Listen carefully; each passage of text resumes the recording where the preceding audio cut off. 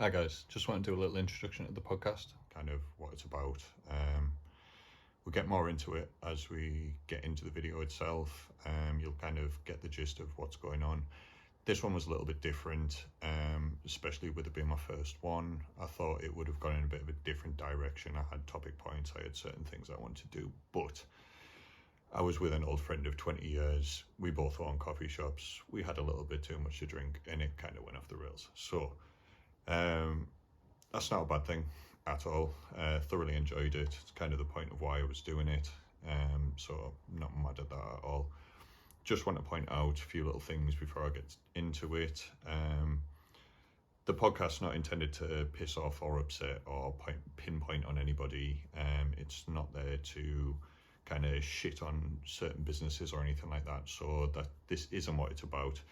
I think you'll find kind of when you get into it, it's a little bit more business oriented as such. It's a little bit more about my background, people that I know's backgrounds, the industry as a whole, especially when it comes to hospitality. So yeah, just want to say that basically all views, anything like that, are solely that of mine. Most stories have actually been embellished or just a little bit added to for comedy and entertainment purposes. None of them reflect any businesses or anything that I'm involved with or any other person participated with that business. So yeah, I hope you guys enjoy it. I hope you just kind of get something out of it. Hopefully moving forward, it'll be a little bit different. Got more topic points to talk about, got more funny stories to kind of go into that aren't necessarily mine. Yeah, and hopefully, like I said, you enjoy and get involved. Last thing, if you do like this video, can you give it a share? Can you like it? Can you subscribe on YouTube? Any streaming platforms that you listen to or watching on would absolutely help massively. Really appreciate it. And yeah, now we'll get into the podcast.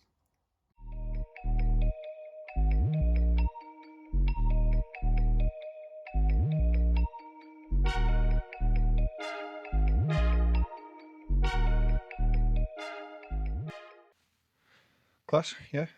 Cheers, dude. Appreciate this, man. Really do. I have no idea where my notes are. There we go. Good start. Good start. Yeah, man. So I don't know if I told you what the crack of with the whole thing is. Anyway, why I'm doing this. It's basically just to sort of like highlight like different things in the industry. Like fucking, obviously, we all get shitty customers. We all get really nice fucking customers as well. Do you know what I mean? And like, not many of them get highlighted. You don't get many moments that kind of get spoken about in like hospitality and in like coffee shops, in retail, and anything like that, where like people talk about nice things, talk about the good customers that come in, talk about the people that you get connections with and stuff. Like, obviously, I own a coffee shop too, and yeah, like the amount of people that I've actually met during that time is like pretty crazy. Like people that I would actually call like my close friends. So that's basically what this is about. And then obviously just telling fucking stupid, shitty stories that I've picked up from Reddit and places that I've worked at, and I know places that you've worked at and stuff like that. So yeah, class. Thanks for having me. You're welcome. So yeah, It's a privilege to be a guest on your very first podcast. yeah, and obviously I haven't introduced you at all, so that's a good start. Yeah, this is Alex. This is his coffee shop we're in right now. Throw Punch Coffee Company up there, as you can see. Right there. Class.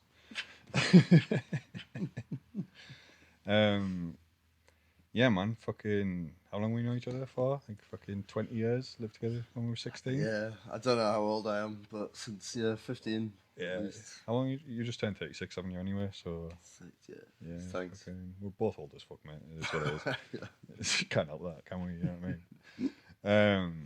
Yeah, man, fucking came from long place, hard places, fucking absolute mental places, and somehow we're all right. Do you know what I mean? Like, we are. I mean, I think you can speak for yourself. Like, if you turned out pretty good, yeah. But yeah, but we both got lovely missuses, and we both own businesses, which is like fucking far from anybody would expect, really, isn't it? Do you know what I mean? Like, it's true. Like, if any one of our friends back in the day, our family members, fucking anybody would have said otherwise, we would have been like, fuck off, mate.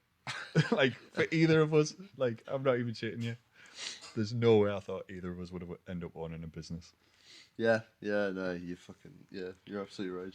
Yeah, 100%. It's yeah, I find it absolutely mad, to be honest with you. It's just the fact that like, yeah, we both come from fucking what, like you said before, just sitting in halfway houses, fucking smoking joints and drinking instant coffee, to knocking out specialty coffee, and I think we both do pretty good at it, considering like. Yeah, 100%. That's what I mean. Yeah, specialty coffee is it's a whole beast. But I think what you managed to pull off is pretty exceptional in such an area as well that's like struggling so much. And I think you told me a while ago you're probably one of the last coffee houses left In Middlesbrough, in the area. Yeah. they pop up, mate. They really do pop up, but like the problem is, and I think this is highlighted more in like a small town like Middlesbrough. I think someplace in a bigger city you can kind of get away with it in terms of like money doesn't. Middlesbrough doesn't have a lot of money, and like people that like from when we grew up there, the dynamics changed massively. Like it used to be a nightclub culture. Do you know what I mean? It was all like you could go out on a Monday night, you could go out on a Tuesday night. There'd be something on. There'd be gigs on every single night. There'd be a battle of bands on somewhere. There'd just be always something you could do. Do you know what I mean? You could go to Blackout on a Wednesday. You could go to Enemy on a Thursday. You could go to like Sumo on a Friday. Empire for a fight. Yeah, exactly. You could go to any nightclub on any night for a scrap. Like, and it's mental because it's not like that now. Because actually, most of like,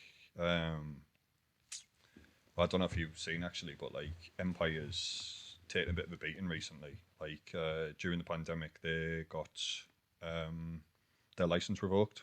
Right. There was like I think there was a stabbing or something had happened in there. So they ended up getting that revoked, and then they got it back, and then they've literally just had it revoked again for pretty much the same thing. So like the like whole nightclub culture's gone. Obviously, Corner House is completely gone now. You haven't been down there for quite a while, but like literally over the past couple of years, you know, the Arches where the Corner House used to be, Yeah, smallest. completely gone. Like absolutely gone. Like Yeah, I saw the photos. I mean, I'm not surprised, to be honest, but I don't think it's probably like a northeast England specific thing. Like there's been a big thing recently about like I think it's just a pandemic. London is like it's got no nightlife left. I think after COVID with like the cost increases and breweries, everything, like this breweries went through the who roof. can afford once your rent is what it is. It How are you affording to go for a night out and pay for £10? And like I see it in Edinburgh, like 100%. £6.50, £7 a pint. Like it's impossible. Like Before COVID in Edinburgh, it was just a fucking party. Like it didn't have to be the Fringe; it was a party. And now, like I cycle through town like on an evening from time to time. It's just fucking dead. It's same as There's Middlesbrough. nobody, and like it's like the small businesses like suffering, and it's the same now. It's quite grim. But I think what I was trying to say with that was like I guess that's what everyone kind of realizes now as well, is because there's no value for your money. So like when we used to go out, you'd be able to get like well, I remember when I first moved to like Newcastle, and I remember going to Empress, and like you could go in there and you could get like 5 like double vodkas, cheap shit, do you know what I mean, and like cheap mixer or whatever, but you get 5 for a tenner, and you buy 5 for you. Do you know what I mean? You wouldn't buy a round, you buy 5 for you, smash them in, dum, straight outside for a tab. And like, there isn't that anymore though, is there? Do you know what I mean? Like, so with you saying like the whole specialty coffee thing in like my shop it's basically I try and stand out from like what we do and try and do everything obviously to the best capability. We get the best suppliers in, obviously. I've spoke off camera, but like everything I do food related is done in house. Do you know what I mean? And people understand that, and people understand that where the value of their money's going. Obviously, I balance what I do because I make everything myself. I'm able to cut down my costs of certain items, which means I can reduce certain things. Whereas other competitors, like we said before, have to buy a lot of their stuff in. They have to mark it up accordingly, and then from that, they're not getting anything back in return. Do you know what I mean? But yeah, it's actually costing more for a lesser value product than what you get at my place. That's the only reason why I think my business like kind of does so well. Really, is just the fact that like people understand that how much work you're is open gone and in. you're honest about what you do. Yeah, there's a and what you do transparency is to it. the correct thing. Yeah, Yeah. 100%. Yeah, I buy into that. I mean, we started this business, and the entire ethos was no plastic, and everything has to be as sustainable as it could possibly be. A wee while ago, we had to cut out a supplier that we've worked with for a couple of years now. Do us a favour, dude. Just pull that a bit closer, you Matt. Yeah. So a couple of weeks ago, we had to cut out a supplier that we've worked with for a couple of years who do locally produced oat milk, right? And they've got an electric van, and the van's really cool, and it pulls up, and they drop the glass bottles off, and then they take the glass bottles back. That's pretty It's very low carbon imprint. The problem was their product fluctuated in quality so badly to the point where a friend of mine a few days ago basically just like said, "Can you try my oat latte? It tastes like stale fart." Oh. And I had a sip, and yeah, it did. And we now wonder, because that's someone Yeah. like how many people before that Yeah, that haven't have said had anything. that fucking stale fart, and they're like, "That's fucking rancid. I'll never go back there." And as a small independent, you can't afford that. So we're now going to have to take a step towards going towards like a bigger manufacturer who's got a more consistent and high quality product, which is gutting, but also like there's a fine line to walk between like There's levels sinking of your business on principle. I was going to say there's levels of like sustainability, isn't there? And then there's levels of like stability in product. Yeah. So like, and there's and you're in charge of the end one. Yeah. But I mean, that's the unfortunate and we thing. still adhere to like everything we send out online. There's zero plastics. Like everything is recycled and recyclable. All our beans are organic and sustainable, like imports. Like we do absolutely adhere to it. But and 75% of our drinks are actual, cow's milk, which is from a farm 50 miles away, which the farmer's nephew drives over in his Same as electric us. van and collects the glass bottles. So it's like we are, but you can't help being slightly gutted. You should see our delivery driver, by the way. We get ours from one in Darlington. Right. And the guy who owns the farm, like, he's rich. Do you know what I mean? He's had that for years and years. Obviously, he's probably faced like loads of financial struggles and everything as well. But he's kind of at that back end of the age where he should be 100% retired. Right, I'm not even kidding you. He's like 70-odd-year-old. He does ultra marathons. So not just, I'll just run 26 miles and that'll do. He goes, no, I'll do 52. Because, 26 is just not enough, really. And like I said, he's 70-odd-year-old. And he comes and drops our stuff off for us. And if anybody else drops it off, anybody else that works for him, I think there's like maybe his sons and stuff that work for him. If any of them drop it off, it's always like coming way late in the middle of the day. We're desperate for it. We've already run out and got some Cravendale or something, which we absolutely despise, hate, and like using. But if he drops it off, boom, 7:30 every morning. The minute I've got that shutter going up, do you know what I mean? He's just like Does that. Does he do the reusable glass? So we don't for our business because we go through a lot, but we actually give glass bottles to our staff to take home. Do you know, like just little incentives of the week and stuff like that. So we get all them back. It's like the old school like milk crate thing where like, and we get charged them as well if we don't give them back, which is a nightmare because I forget all the time. I mean, like you come in on like early on a Monday morning and they haven't been. That entire bench is just like glass bottle crates. Like get the fuck out because people want to sit here. You know what I mean? On a nice one. It's been a journey, but I think honestly because I've like adhered to it so much, it's actually probably had a negative impact. Do you reckon? Yeah, 100%. Yeah, there's been a lot of people. We do like a lot of outreach and fucking networking. With other wankers. I guess that's one thing. But we get told like cut your waste. You do this. Cut your numbers. You shave off like benefits for employees, and like fuck all of that. We've always been very open and honest about what we do. But yeah, I think going forward, now that the climate's at what it's at, should potentially be looking at slightly softer approaches. So we can get a milk supplier who we haven't been loyal to, but who will still deliver glass. Yeah. Who's like 20 pence cheaper a bottle. The thing is, And it makes you think, like, is it worth it for 20 pence bottle? But over the space of a year. But it adds up. It's a weird one, the whole trying to be like, how do I put it? I guess like trying to be a sustainable business and trying to be a financially stable business is two totally different things. Like my business, for example, obviously I didn't start mine. Like somebody else started it, and I got involved like 2 years later, about a year and a half to 2 years later. In between that time, up until that point, for the first 18 months, that place was basically it was a social enterprise. It was dubbed as a community room.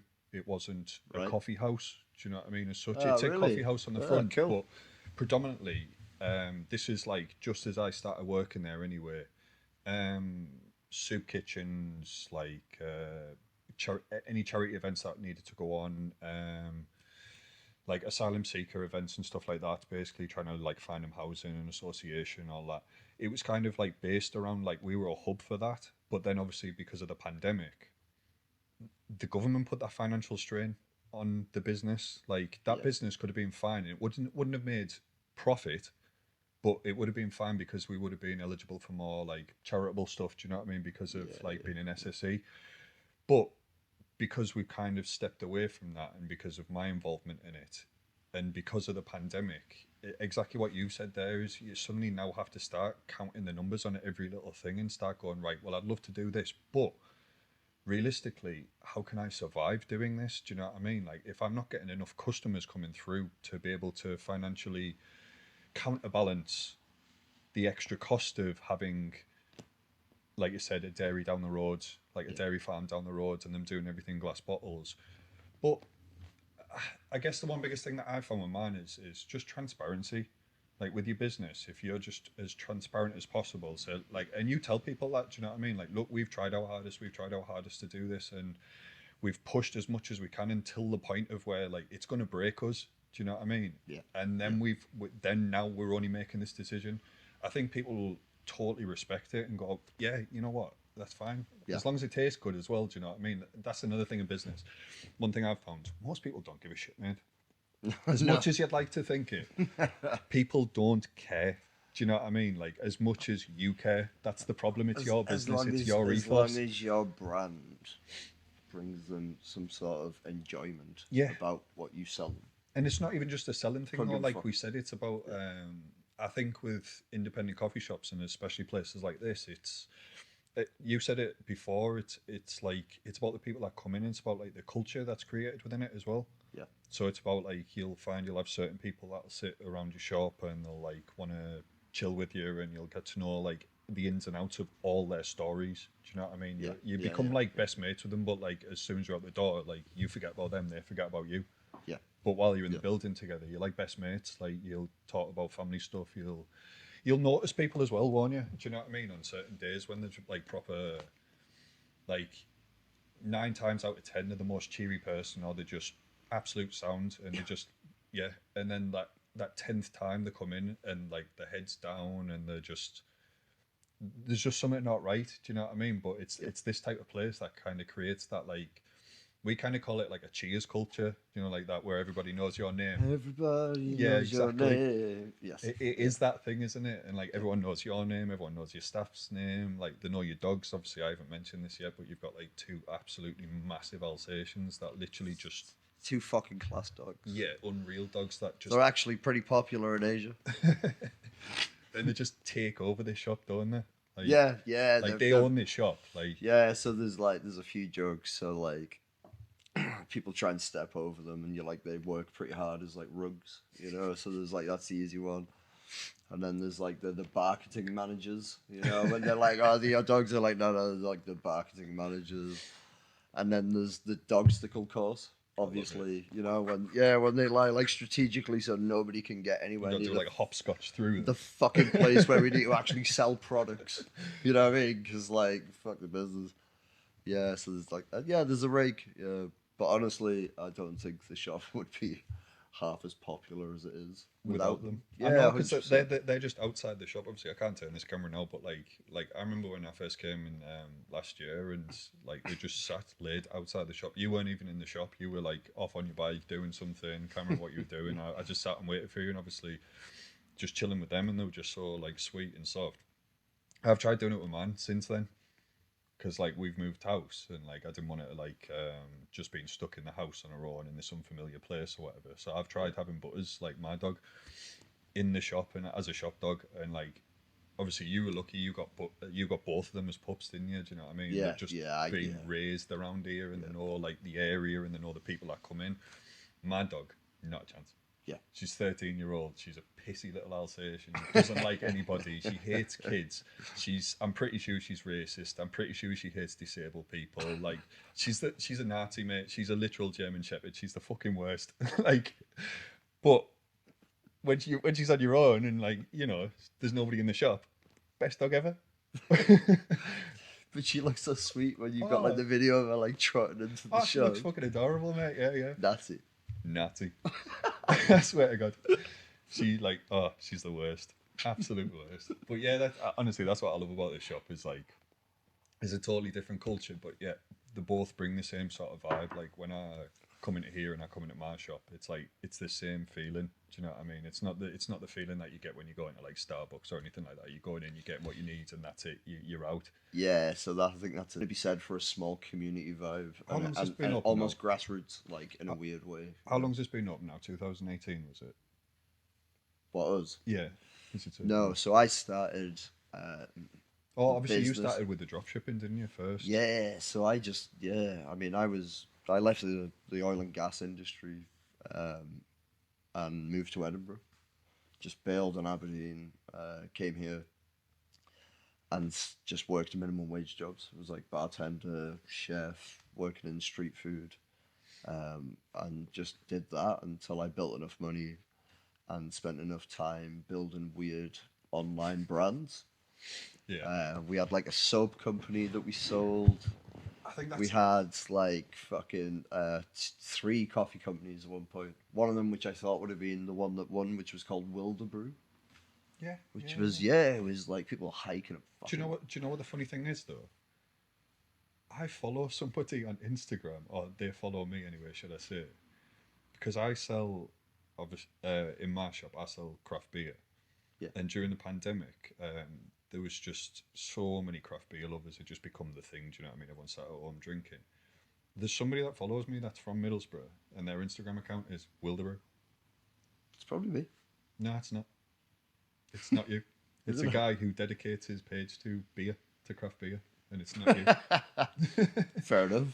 But he doesn't make money from it, obviously. But yeah, that's just a daft little thing where it's like, it's just mental, because I knew about that unit yours, but like, I mean, the world's a small place. I'm not surprised to like a ex-barista of mine, Beth, who's very talented, and did a master's degree, and now she's got this really good job that I can never describe to you. Her partner is from Fife, and they got a house just like close by, and he started buying all his clothing from that lad in Teesside. oh, I know who it's Something Bear Bear. Hug Company. Fairhook, yeah. Yeah, He was like, you probably never heard of these guys. Mate, so funnily enough, they're From not there now, but their main office for probably about 4 years was on the same road as my coffee shop. Yeah. Literally on there. I used to buy shit from him. Yeah, he's just above one of the old tattoo shops that's there now. I think it's a piercing shop or something like that. But Yeah, but in respects to the sustainability aspects, apart from the glass and all that shit, we're doing 2 new cool things. Though. So we start making candles. Oh. Yeah.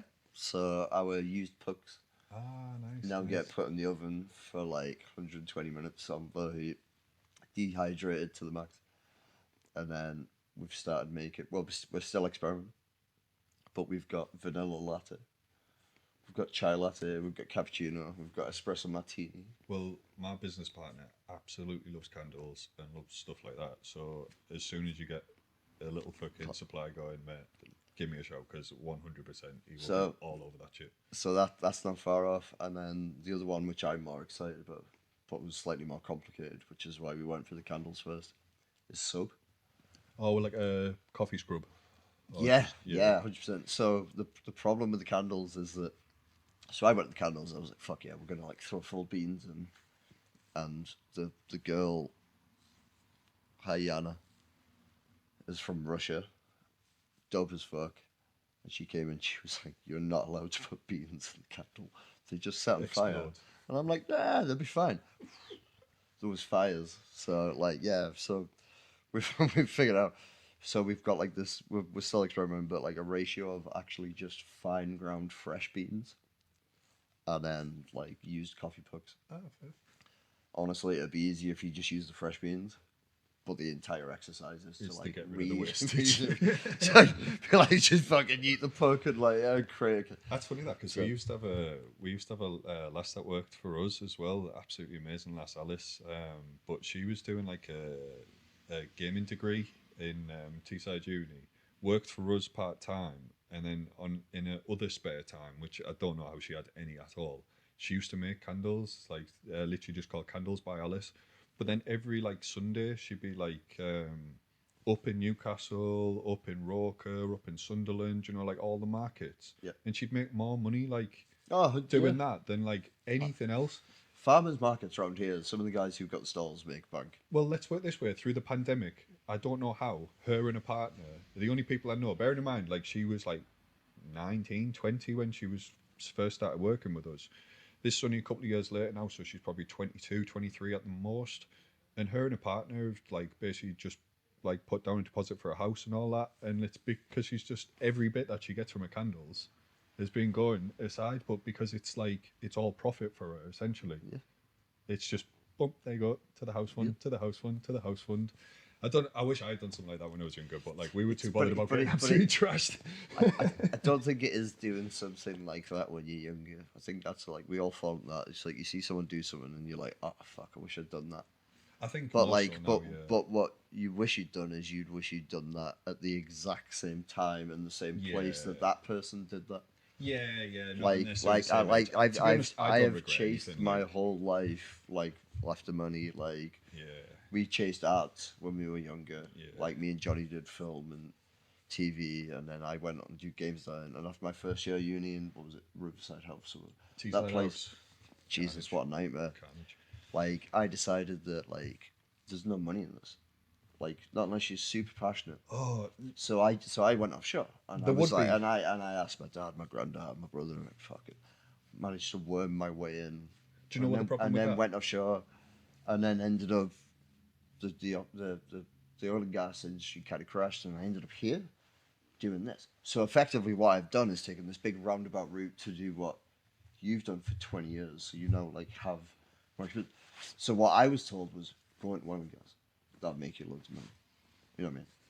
That went fucking tits up. I was going to do that for a while and just went, I don't like helicopters. That went absolutely. Then I was Don't told. want to get a helicopter to work and back. Then I was told to like go into street food. Right? Did it. Put all the money in. Bought the caravan. COVID. Wrecked it. Had to Yeah. sell it. Right? Then it's e-commerce. So it's like it's a series of events where a year ago it would have worked for somebody else. We'll go back to the e-commerce because I do want to know about like obviously how you got this started properly, but I'll just make a little side note of when you talk about the whole gaming industry and stuff like that. The funny thing is, when you were doing it, which was what, like that's 18 years ago now, isn't it, roughly? Around where we were, there wasn't. You would have to move to Newcastle. You'd have to move to Edinburgh because the only two closest places was Rockstar, and that was like gold dust to get into. Middlesbrough, funnily enough, of all places, this is a large part of my demographic in my shop, by the way, is gaming companies. Really? There's 3. From the uni. Not even just from the uni, just because, do you know where behind the train station, where the border is? Yeah. Oh, that's a redevelopment area now. Border. I still can't believe it's called the border. It's not now, it's called Boho. It's like what's the scene from The Lion King? Oh yeah, where you go across and it's just got all like the carcasses everywhere, and it just Yeah, goes that's grey. the Well, that's net. what it used to be like, but it's not as bad now because there's like the college over there. There's obviously the Riverside Stadiums over there, but then there's Boho Zone, which is like all this businesses areas. There's like podcast studios there. There's like I said, I think there's three gaming companies that are there now as well. Unfortunately, like so, if this had been now, you would potentially have a job to go straight into, but it wasn't at that time. Yeah, and that's it. Yeah. And that's obviously like an advancement of technology. But I guess you're right. It is just a case of like, I mean, so my older brother went in. I mean, my older brother's 3 years older than me. He chased the oil, right? I chased the oil. It was an easy way to make loads of money, and my justification was that I have no love for that, but I love gaming, I love coding, I love photography, I love smoking dope with you guys. So why don't I go take a job that pays me £100,000 a year and gives me 6 months off yeah, and then you've got 6 to months just jump to back, like piss rather than around and bust do my whatever. ass like all the fucking time, right? And it worked for like a portion of the time until like morally you kind of realize that you were just sucking the devil's dick. Oh, especially with the oil industry.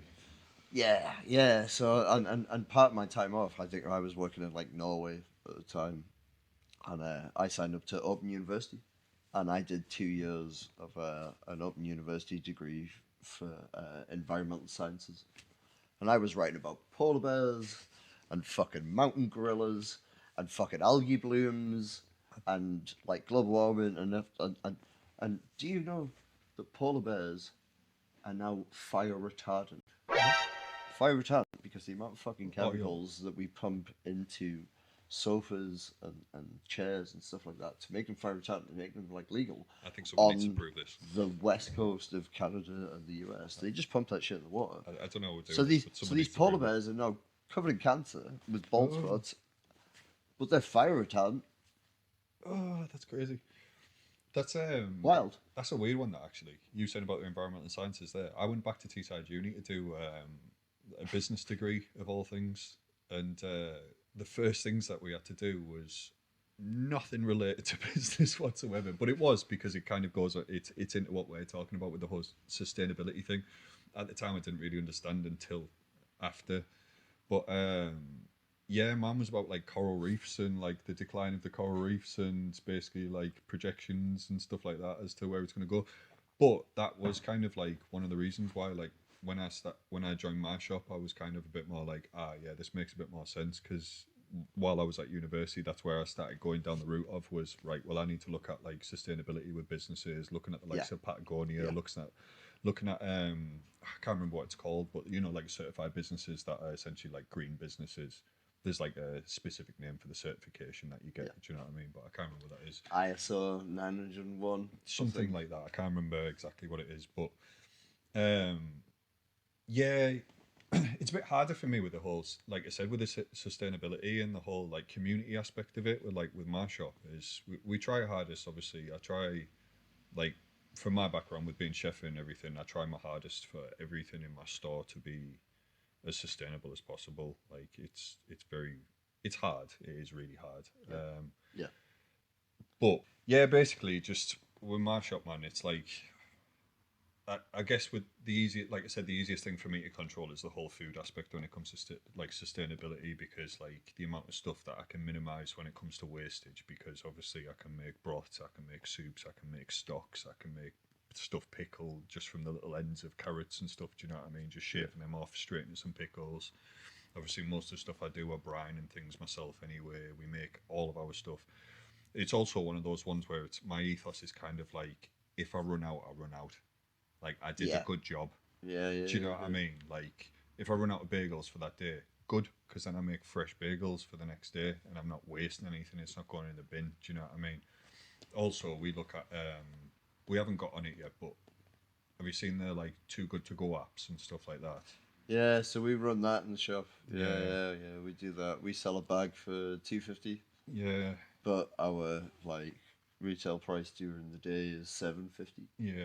I think So it's most of the time it's like 3 nice pastries, I guess that's something. and that's enough for us to like not just like claw back some of the money, but to just reduce waste Yeah. in general. Like, because there's only so many times I can take back 15 pastries to my house, smoke a couple of joints, and try and attack them with a cup of tea. You know what I mean? Well, Like, eventually your gut fucks you up. Well, I was going to say I physically can't do that now. I'd absolutely love to, but I mean, I'd love to as well. mate, do you know the amount of things that I've made over the past like 6 weeks with not eating any wheat that I'm literally like, this is the most amazing thing ever. Please, can you try it and tell me what it tastes like? Or I've had to put it in my mouth, chew it, and then spit it in the bin because I don't want it to absolutely wreck my gut. But I guess like I'm going to go into that with the sustainability because I want to go into the customer service thing with that. But that's actually like a nice little segue into it. Is genuinely, would you say that, you know, the too good to go thing? Do you find that you have like a certain customer or certain few customers that come specifically for that now, or is it like? Yeah, we do. Yeah. Well, I mean, That was kind of my worry with it, was the fact that like if people would wait until would kind of try and cheat the system, like. Yeah, I mean, yeah, it's not a worry for me because, like, my day-to-day sales fluctuate so fucking much that I put out, 20 sandwiches and maybe 8 filled croissants, depending on if it's during the week or if it's a rugby weekend, more, you know what? Yeah.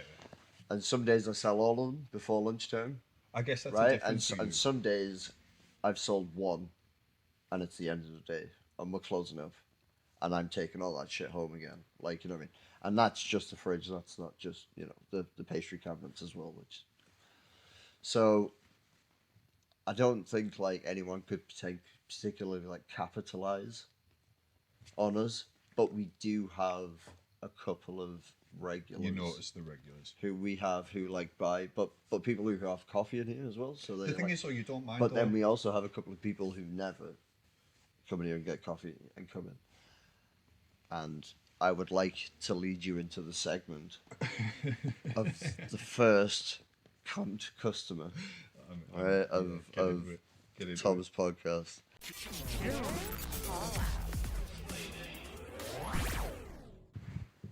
So she comes in, she's lovely, she gets a too good to go bag, she comes in, she said she gets coffee sometimes by herself, but sometimes she brings her fucking 2.5-year-old son, who is a fucking bag of shit, who I'm not sure if his father is around, but if he is... Does not discipline him. You deserve to burn in hell. Does he rack a discipline? This little motherfucker runs behind the counter and puts his hand in the bin.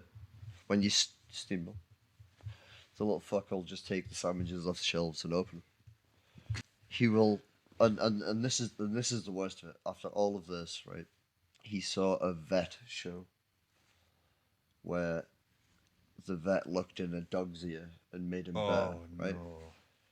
My big German Shepherd. Oh, no. My big German Shepherd. Luckily, I brought him up around small children. Yeah. He actually just deals with it. He's fine. I have no issues with it. I told you my dog's a Nazi. My small German Shepherd didn't grow up around small children.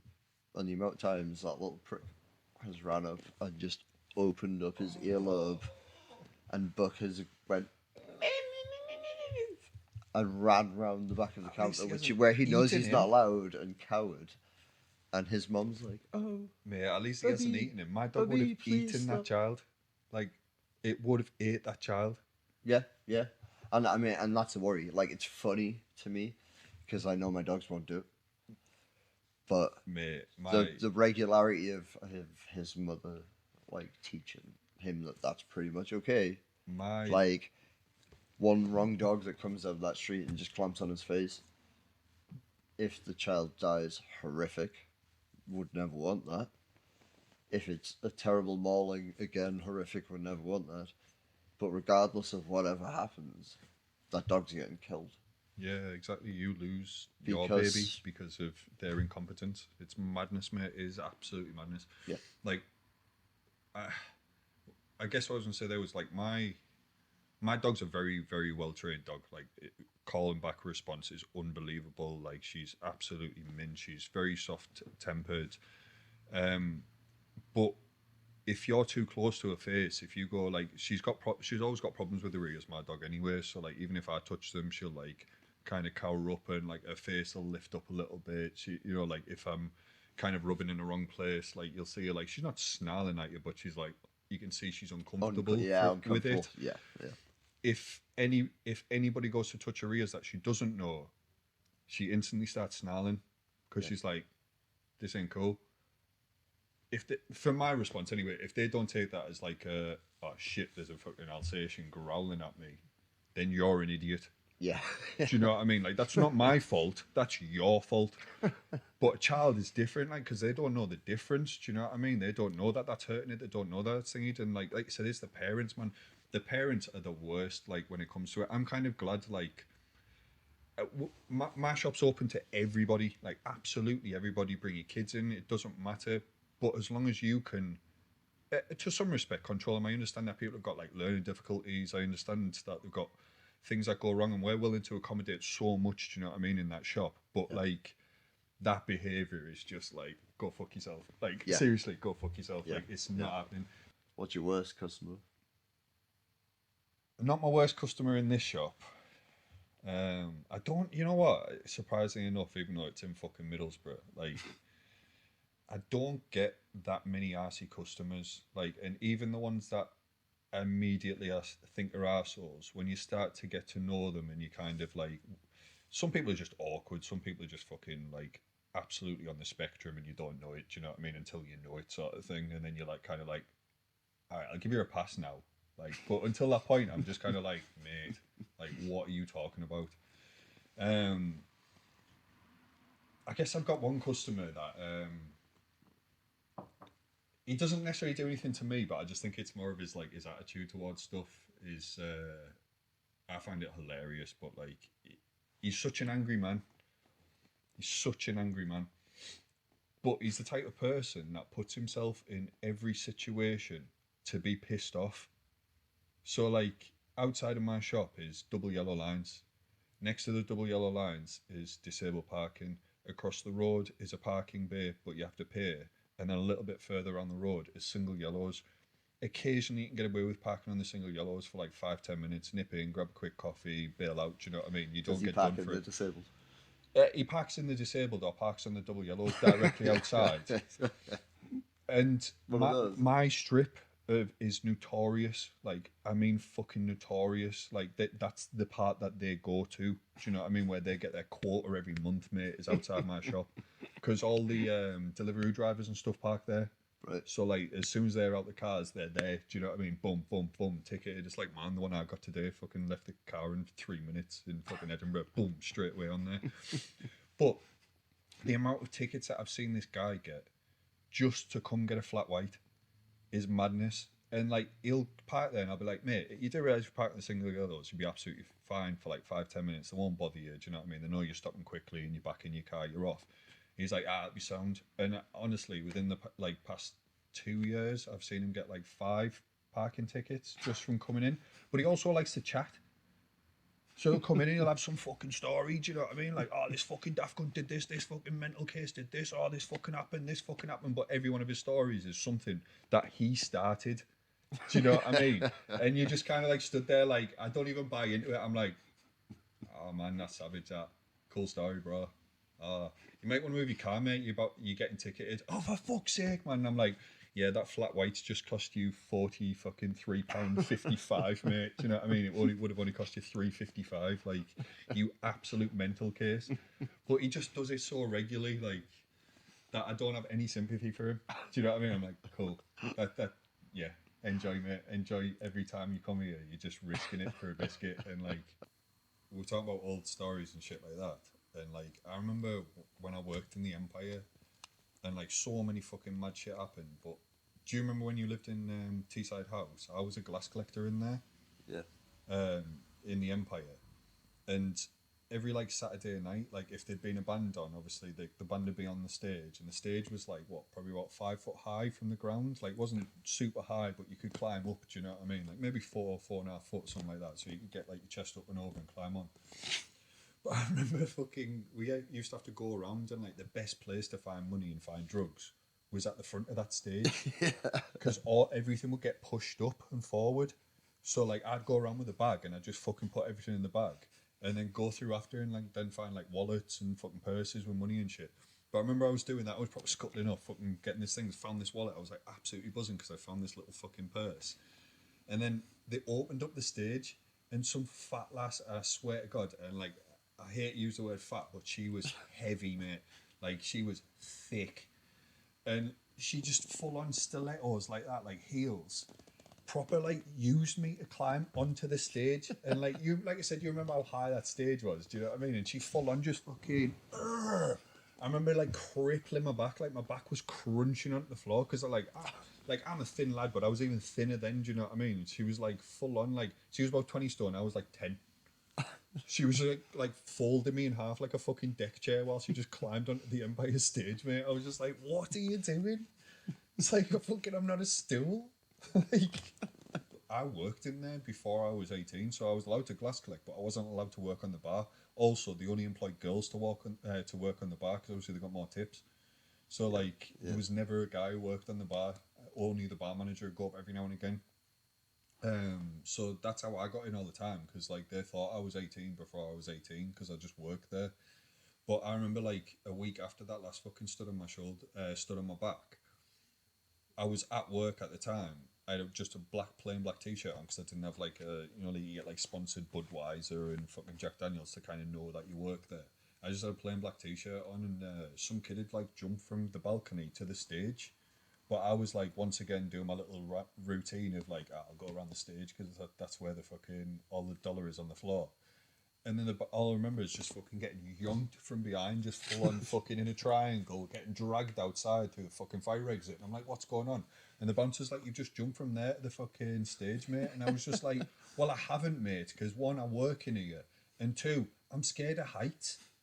I was like, there's no fucking way I'm jumping from there to there, mate. Like, I will tell you now. And I was like, I'm stone cold sober. I work in here. I was like, I haven't, mate. And he refused to let me back in till the point I had to go back around, get another one of the bouncers to then go get the manager. Fucking, basically, I think it was Pollock at the time he was called. To go get the manager to then come outside and go, does he work here? And go, yeah. So I just had like a 20-minute break outside, just stood in the smoking area with everyone, just like waiting for the manager to come out. Like, can I do my job now? Like, or am I just standing out here for the rest of the night and you're going to pay me for it? And he was just like, oh yeah, sorry mate, he works in here. It was just like, I did not do that at all. Like, it's fucking stupid. That place was just carnage though, like the Empire as a whole. Like, it was just, I'm surprised it took this long for them to lose the license. I had some wild ones in there. One of my worst customers I think I've ever had was when I worked in Newcastle. I've got this written down because like this used to piss me off to no end, and like it's something so stupid and so simple. I used to work down in St. Peter's Basin in Newcastle. Yeah. Just near Biker. Yeah. Used to work in a place down there. I'm gonna call it out because it doesn't exist anymore, so I'm absolutely sound to fucking. They can go fuck themselves for all that care. Literally, it was one of those ones where they just had all the fucking gear, no idea. But like, I took this job in this place. It had only just opened. Sort of, they were like a local pub that wanted to be a little bit bistro, a little bit upscale, but then still did like mad karaoke nights and stuff just to get the locals in and everything. Yep. And obviously on the basin, there's boats there, isn't there? Like that people like have houses there. They moor up. That's their houses on that little quay that's there. There used to be a lass that used to come in every single time, and the kitchen closed at 9, but last orders were at 9:15. Every single time. My bus was at 9:15. I lived in Gateshead, so I had to get 2 buses home, or I had to like bus and metro or whatever, and then walk back. Metro was no good for me because I'd still have to walk miles from Gateshead to get home. She used to come in at 5 to 9 every single fucking time. But she was like best mates with the owner's wife of the pub. And the owner's wife and the owner would come in at like 8 o'clock every night for their tea and fucking drinks and get absolutely fucking trolleyed every night, do you know what I mean? And just pissing the fucking profits up the wall. And then the friend would come in, and every single time, mate, like, she owned a business in Newcastle. I won't say what it is because that'll end up fucking calling her out because it still exists, this business. But she owns a business in Newcastle. It closes by like 5 o'clock every day. She lives on this fucking boat directly outside the actual place. Canal boat or just boat? Like a little canal boat thing. Do you know what I mean? But like on a fucking canal or like a lock or just like a little lock. Just a little lock just Yeah, off the yeah. like quay. Right. But yeah, she literally lived outside of it. Anyway, she'd come in every time and she'd order the same thing every single night. She'd order a minted lamb burger with fries. I remember you telling me about this bitch. Oh mate, she's The infuriating. mint lamb burger bitch. I think you might have fucking known her just from some random shit when you were in Newcastle. Was that but- was it wasn't my uncle, was it? Who was at that pub, was it? No, obviously I work with your uncle at the race course. That was Oh, different scenario. Nah, I remember you telling me about the mint lamb burger bitch. But she used to come in and order the same thing, minted lamb burger, no sauce, no toppings, no anything, just plain as fuck every single time. But she'd order it 10 minutes after the kitchen had closed, and because she sat with the owners, the owner would be like, oh, just fucking put it on, nah, just put it on. And I'd be like, oh, for fuck's sake, like, this is going to... But she didn't want it, like, cooked nice and pink through, do you know what I mean? Like, it's a lamb burger, how you're supposed to. She wanted it well done, fucking burnt to shit, awful, dry as a bone, mate. And, yeah, like... Should have just fucking microwaved the cunt. The amount of times that, like, I'd try and get away with, like, I'll stick it on at fucking 1:45 because I know she'll be in 10 minutes. And then they'd come in because I'd be like, as soon as she walked in, I'd be like, boom, on the pass. And she'd be like, oh no, like, I was going to have a drink in that first. And, you know, like, 'cause she wanted the special treatment Just for it. Leave it. And then reheat that bad boy so it's well done in the microwave. Oh, I should have. I should have just cooked it off like fucking 6 hours earlier and just fucking nuked it.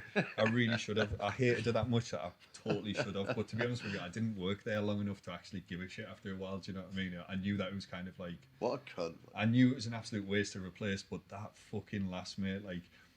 I guess he isn't like the worst customer I've had. I've had like I've had RC customers, I've had everything. But just for the pure annoyance of the fact that you live 30 seconds away from somewhere. Yeah. The fact that like you've got this privilege of going like, fucking, I wanted it fresh, I wanted a drink first, and you're like, bitch, the buses run once every hour and I live in fucking like fucking 10 miles away, what are you talking about? Like, you live on a boat outside, shut the fuck up. Like, why don't you just make it yourself? Like, who gives a shit? It doesn't taste of anything, it could have been anything, do you know what I mean? What's yours? What would you say yours was like? Would you say in here or would you say somewhere else? Like, A new Japanese restaurant, Miju, by the way, big of Miju, fucking cool guys. Edinburgh. Independent little sushi restaurant that opened in a friend of mine's old shop. And we went in for the first night. And it was me and Robin, my partner, and George, business partner, and his partner. And the waitress, the lead waitress, they'd only been open a couple of days. She just latched onto me. And she fucking slated me. Like from the opening sentence, like, whatever you don't want. But like catered to them. But in like a funny way so that you wouldn't be like mad. Yeah, but you're like... But like, anyway, I had like 2 extra beers and had to go somewhere. So I was like, went for a piss up. And I come back out and I was like, went to the bar and I was like, can I pay for these guys? Like, what we had. And she was like, oh, you pay. I didn't expect you to pay. We think you homeless. And I'm like, oh. Probably because I was wearing like some pants like these, like trackies in work, like covered in fucking coffee stains. And I'm like, yep, great. And she was like, we love to see you next week. I'm like, right, wicked. That's mad, isn't it? Because that's like... Genuinely left there, I was like fucking 5 stars. Like the other three were like howling. They were fucking loving it. They were absolutely delighted. And I'm like, yeah, I could, a butter joke once. Was the food banging? Food was fucking banging. Well, there you go. Food was You've fucking... already given her a shout out Food's anyway. You've fucking already given her a good. shout out to kind of being that bad. But that's Food's funny. fucking good. That's funny that though, isn't it? Because like obviously like this whole podcast is about like customer disservice, and it's like I guess like the whole premise of realistically how it started was like looking at funny stories, like listening to people that I know that work in hospitality, work in retail, have just had shit customers. But then on the other flip side of it was like the you as a customer, like what experiences have you had? What shitty experiences have you had as a customer? That's just like one of them, and that's not even that bad. But I just find it hilarious. Obviously, the fact that they thought you're fucking homeless. Like, so my friend who owns like a pizza shop over the road, he was telling me a story, and he was like, so we're sitting outside and we're having a smoke, and this guy goes past, this a young Italian lad, and I was like, oh hi, yeah, like this here, but he goes, Pat's like, I used to employ him, but I don't anymore. And I was like, why not, Pat? And he was like, because he touches females' ears. And I'm like, all right, cool, right, I'm invested. we got a Lug Bandit. What we saying? And he was like, honestly, I moved him from like 3 different restaurants to like different like street food stalls, and then like pawned him off to like other friends who had street food stalls, like get rid of him. And every single time he got moved, because whoever the female was working there, he'd like stroke the top of their ear. Yeah. Oh, I've had some CD people that I've worked with, but they're not fucking stroking your ear. That's that's sensual. Do you know what I mean? Like, yeah, just like a little like that's sensual. Like there's like slowly, like there's the Fight Club, isn't there? Like, do I go ass or crotch? Do you know what I mean? Where you're like, oh well, I'll slide past them with the crotch sort of thing. Like everyone, like I've seen people do that. Like waiters, chefs do that in kitchens, but like the whole fucking. Like that's sensual. Like fucking. Yeah, no. Yeah, I'm not surprised he got fucking fired. Like, Jesus Christ, you're gonna lose customers then, or unless was he Italian or was it just the only? Italian. I don't know. You know, some people might love that. Some people might love that. I mean, Brexit might have fucked him. Some people might love that though. Do you know what I mean? Was he good looking or was he like? Yeah, I think he was. Oh, some women will love that. You shouldn't have got rid of him. You have the tips. It wasn't me. No, I know not you, but I'm just saying some people. No, he was telling me honestly. Why'd you get rid of him? It was like, it was the funniest conversation. He was like, fucking. So like he spoke to him about it. And he was like, so I'm not allowed to touch like women's ears, and he was like, no, I'm not saying that. I'm saying you're not allowed to touch fucking anybody's ears. You fucking weird little cunt. He's like 20 years his senior. Employed him as a pizza chef. And he's like dealing with like lawsuits and this little cunt just going around stroking women's ears. Fuck no. Don't touch anyone. Just make pizza. Like, that's absolute madness. Right, so I guess the last little bit is just fucking what I've wrote is customer satisfaction. So instead of it being like, oh, what's shit customers like, what's thingies, what's the best customer you've had in your shop, or what's either the best experience that you've had with a customer where you were like, oh fucking hell, that was mint, that melts my heart, or where you just like have a really class customer every day where you're like, you the man. Do you know what I mean? Where you're just like, no fuss, no fucking around, they know what they want, they don't waste your time, they don't fucking think, or they just got loads of time for you where you're just kind of like. Yeah, fair enough. Okay, so best customer might be like Alan.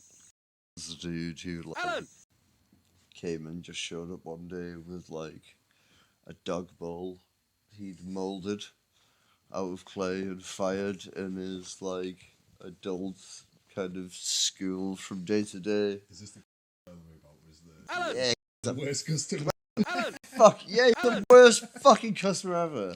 But I love him. Customer ever. He's a paradox of himself. Like he's so pure. That's the difference, isn't it? Like you could be awful as a customer, but if you don't know any better, what can you do, man? So obviously you were saying before this person's like if they got like disabilities or like learning difficulties or Yeah, so not only is like my interaction with Alan. like through the shop. So what makes him the best customer though? Like why is it just his purity? He's just honestly he's good as gold, dude. He just comes in. He like so like if he gives you a tenner, and like we charge him like kids price for our brew, so it's like it's like 50 pence for a can, so we make a loss on it. That £9.50. If you don't have change, you fucking make change because odds hitting 5s and 10s. Oh shit! Any 20s? Limit those motherfuckers. £1, not really interested. Fucking hell. Yeah. It's like jars we're must be going through the absolutely safe full. in the back. We're pulling out like shelves of like old dusty money. Go to Like the pizza shop, the charity shops across the road. Like- Fucking, I need some chairs. No, that's not Alan. Steve. Steve! raid the bag. You have a lad who comes in here, who like sits down. He's like off the street, and then he just coughs at everyone's faces. like he's like ranted. Like it's the guy who was talking about who says it. Yeah.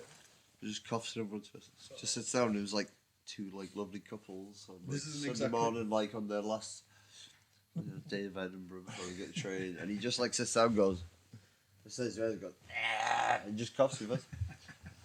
And I'm like, It's not exactly like What- the what do I biggest do about fucking shop, is it? So it's like he's as soon as he walks in, he's in the vicinity of everybody. Like, yeah, like, you know what I mean? Like, what do you do about it? Like, do you like your band? It's like, you can't though. It's so hard, isn't it? Because then like obviously that's you're not right, is it? no, like because then you're getting like, well, you're gonna have people turning against you in that circumstance. Like I know a lot of people. but probably yeah. would, So like, what? I ban him for what? Like, not looking for like a weirdo. Coughing in people's faces would be like the primary like, instigate that. So explain to him maybe that like you can't like just stare a woman in the eye from 2 inches away for 5 minutes and then cough in her mouth. Like yeah, like fuck yeah, like literally. we'd all Like, like it's to not do good. that, but we can't. I guess I was going to say one thing. I like. This isn't really like customer service based, but I guess this is like one little thing that I had when I was like. This is just like customer satisfaction was like. With us being in like on Dalry Road and like this. What's this area called? Just Haymarket? Is this Dalry. Dalry is this? So Dalry, yeah, from the shop past here and upwards is Dalry So it's like before actual like a going. village of Dalry. But like it does feel like, apart from the fucking Smacket, which is like in every single town anyway, but Feels like home. yeah, it does, and it feels like it's got like that community vibe. And like I remember like when I came up like 6 months ago, like the day before I seen you, I went to that pizza shop that you're talking about, Pizza Geeks. Fucking give it up because they're absolutely unbelievable. They're just like they were so friendly, so accommodating. Like they were having a laugh, having a joke. Like they didn't know me. Like I didn't say I knew you. I didn't tell them why I was up. I didn't say. I didn't say that like, oh yeah, my mate wants to fucking shop across the road or anything. Do you know what I mean? I literally just said like, just ordered some food and stuff, and they were just cracking on as if like I'd known them for like ever. Yeah. And it was so nice just to kind of like come up and instantly be like, oh fucking hell, like I feel like I belong here. It feels like home. It feels like a bigger version of Middlesbrough, you know what I mean, to some extent. Like I know it's not as quaint like that now. I guess it is because I work there in like my coffee shop and because of the other businesses I know and stuff like that. It has kind of got a little bit of that vibe. I'm a little bit tucked off from that, do you know what I mean? Like, because mine's kind of like not on the main strip of stuff, but like, yeah, it was just nice. Like one of the like nicest customer services I had was like being across the road, and it wasn't just the fact that someone was like trying to lick ass to get tips. They were literally just happy about what they were doing. Yeah. They love fucking pizza. They love having a bit of crack. Do you know what I mean? And it was just like I instantly was like, well, I need to come back here tomorrow. Do you know what I mean? Like, and that made me want to go back. Like. Instantly, I was like, I've only got 3 days here, and I'm going to this place twice, like without a doubt. Like, and I've got fucking problems eating wheat. Do you know what I mean? I'm like, I don't get. Yeah, I've got like feelings about home, and there's only two of them. One's Edinburgh and one's Borough. I've done like some rounds, you know. Yeah, you in, lived like in Newcastle and stuff. as Israel, well. we did Tennessee, we did Newcastle, we did Borough, we did Aberdeen for fucking 15 years. We did every fucking installation in the North Sea. I was gonna say you did those fucking what's it Worked- called as well, didn't you? Worked about for a bit, but there's only two places that I'm actually like proud of. But like one of them is Borough. The weather felt exactly the same. Like fucking exactly the same. So I was like, fucking hell. I was like, it was something to get out of it. I was like, off to sunny. Like I Scotland. told you, just wear a fucking decent jacket. I've And got a- stop fucking moaning. I've got a cagoo. We good. Safe, right? Well, I'm gonna tie this off because I'm absolutely fucking knackered. Been a legend, mate. Fucking really appreciate it. Really do. It's been absolutely class. It's Been been good just an absolute pleasure. shooting shit and drinking stuff. Like, this is one of the reasons why I wanted to do it as well, was to kind of like have an excuse to get out more with my mates and like just see people that I don't see on a day-to-day basis. Like, and like, I know I'm fucking talking into this, but I'm being like genuinely serious with you. Do you know what I mean? It's like, I don't get to see you, don't get to see other people. Like, we've all got like fucking, everyone's got shit going on in their lives, but like, we should all make like time to see each other, especially with us having busy lives, having businesses, and like just having these connections. You know what I mean? It doesn't take much. Fucking, and it's just nice just to shoot the shit, talk business, have a laugh, like fucking have a few drinks, have a few joints, and just fucking just gives me an excuse. Do you know what I mean? That's kind of what the podcast is for me. It's just an excuse to fucking go see people that I know that do this shit. I am now fully invested in your podcast. Sweet. I'll help you edit. I'll lend you equipment. But mostly I'm just going to follow you around. So I can chat with everyone else that you're going to chat with. Do you know what was funny? Because I couldn't agree more. Like, well, that's the thing is like even it was talking about the guy on like Pizza Geeks, but like getting to know people from up here and stuff. Do you know what I mean? And getting to know people in different communities and